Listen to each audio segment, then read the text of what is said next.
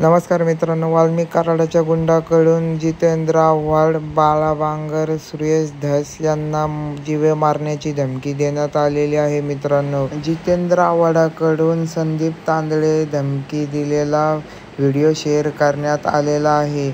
Valmik कराडांबरोबरचे photo पण share करण्यात आलेले आहे. जितेंद्र आव्हाडाने पोलीस प्रशासन आणि गृह खात्याला विचारलंय की याच्यावरती कारवाई केली जाईल का. जितेंद्र आव्हाडाने हा व्हिडिओ शेअर करत थेट देवेंद्र फडणवीसवरती निशाणा साधला आहे की ह्या गुंडाला तुम्ही अटक करणार आहात का. जितेंद्र आव्हाडाला शिवीगाळ करणाऱ्या संदीप तांदळेचा व्हिडिओ जितेंद्र आव्हाडाने पोस्ट केलाय. बघूया पुरा व्हिडिओ. तो जितेंद्र आव्हाडाला कशा शिव्या दिल्या होत्या त्या व्हिडिओ.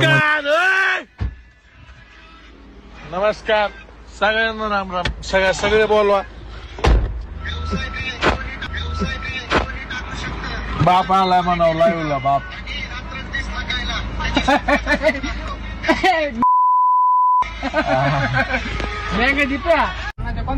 प्रत्येकासाठी करणार मी कोणाला विसरणार नाही. आलदराचा फोन करा. संदीप आहे तुमच्यासाठी 24 तास अवेलेबल. जातीवाद करायचं नाही. जातीवाद करत असताना त्यांच्याकडे दुर्लक्ष करायचं. आपण काय करायचं, सगळ्याला सोबत घेऊन काम करायचं. आपल्याला सगळे सोबत पाहिजेत. जितेंद्र आव्हाड मुंबईचा, त्याला माहिती वाल्मिक कराड सुटला. सुरेश त्याला माहिती, त्याला सुरेशाला मी साक्षीदार आहे. संदीप तांदळे साक्षीदार आहे. सुरेश दसला किती मॅटर मधून वाल्मिकांनी बाहेर काढले हे सुरेश दसला मी साक्षीदार आहे. आणि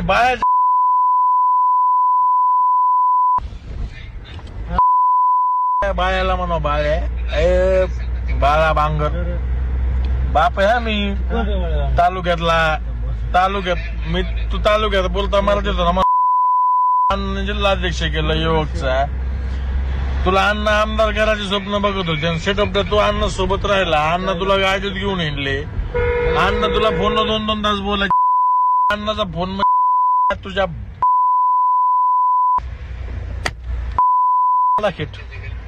संदीप मला काय रे.